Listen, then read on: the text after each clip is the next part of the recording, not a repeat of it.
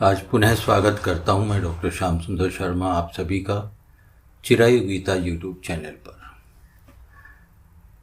यहाँ बस तुम हो, बस तुम अकेले, बाकी सब सन्नाटा है, शून्य है, रिक्त स्थान है।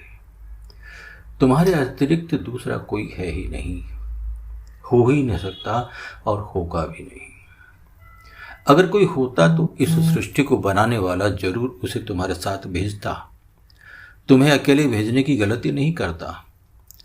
उससे कभी कोई त्रुटि नहीं होती, हो ही नहीं सकती। वह पूर्ण है और जो पूर्ण है उसमें कोई कमी या त्रुटि कैसे संभव है? असंभव। जब वो पूर्ण है तो तुम भी पूर्ण हो, क्योंकि तुम उसका ही अंश हो, वो अंश ही है। तुम अपनी शक्ति को पहचानते नहीं, इसे जानने की कोशिश भी नहीं करते, संतुष्ट हो, जो है उसमें खुश हो। वास्तव में तुम खुश नहीं। मैं सही कह रहा हूं, तुम सही में खुश नहीं हो। यह तुम्हारा मन भी जानता है। तुम संतुष्ट नहीं, कुंठित हो, हालातों से समझौता करके हताश, निराश, निरुत्साहित, नाउम्मीद होकर बैठ गए। तुमने इस संसार के अस्तित्व को, इसकी सत्ता को महत्व देकर अपने आप को इस हालत में पहुंचाया है। इसके जिम्मेदार तुम हो, कोई और नहीं। उस परमात्मा ने, उस ईश्वर ने इंद्रियों की रचना उनका सदुपयोग करने के लिए की, किंतु तुम इनके सुख को भोगने में लगे।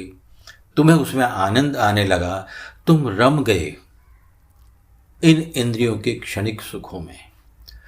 तुम भूल गए कि ये इंद्रियां तुम्हारा परमार्थ सुधारने के लिए है, मौज मस्ती के लिए नहीं। तुमने तो इस धरा पर आने का, बड़े सद्कर्मों के बाद प्राप्त होने वाले इस मनुष्य योनि में जन्म लेने का जीवन का उद्देश्य ही बदल दिया। भूल गए कि आसक्ति का त्याग करके परमात्मा की शरण में रहना है। भूल गए कि सभी कर्म ईश्वर समर्पित, ईश्वर के लिए ही करने हैं। भूल गए कि इंद्रियों के विषयों में शब्द, स्पर्श, रूप, रस और गंध, इनमें लिप्त न होकर इस भवसागर से तर जाना है। परंतु तुम तो इन विषयों पर आक्रमण करने की बजाय, इनसे अपने आप को दूर रखने की बजाय इनकी ओर आकर्षित होते रहे। इनसे अपनी रक्षा करने का विचार तो कभी तुम्हारे मन में, तुम्हारी बुद्धि में आया ही नहीं। तुमने अपने बल पर सब कुछ पाने का प्रयास किया। क्या पाया? निराशा, हार, मायूसी, पीड़ा और कुंठा। तुम अहंकार में डूबे रहे और डूबते ही चले गए। तुम मानते थे कि तुम सब कुछ कर सकते हो।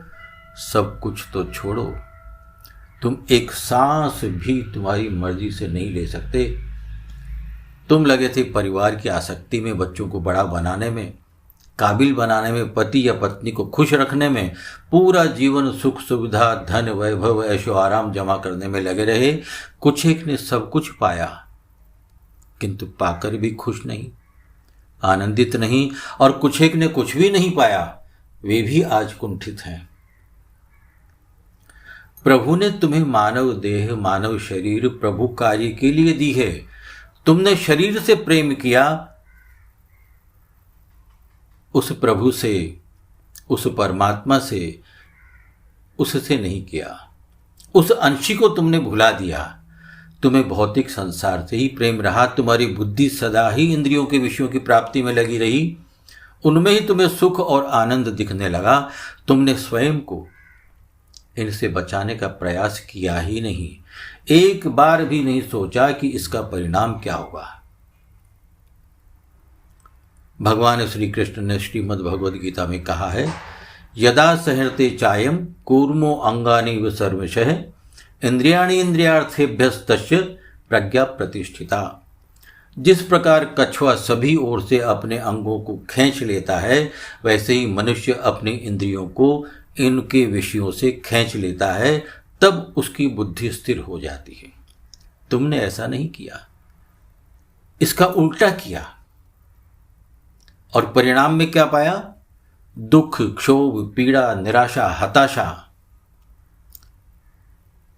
तुम अकेले थे तुम, किंतु इस संसार को और यहाँ मिलने वाले भौतिक सुख को, क्षणिक सुख को अपना माना। तुमने अकेले रहकर बिना आसक्ति, बिना मोह, बिना ममता, बिना फल की इच्छा के ही रहकर कर्म करते रहना चाहिए था, जो तुमने नहीं किया। अभी भी देर नहीं हुई है, अभी भी देर नहीं हुई है। सब कुछ वैसा ही है। वो परमात्मा बड़ा दयालु है, सदा से ही तुम्हारा है। भूले तुम हो, वो नहीं भूला है। समझ जाओ, समझ जाओ, बस एक तुम और कोई नहीं। जय श्री कृष्ण, जय श्री राधे।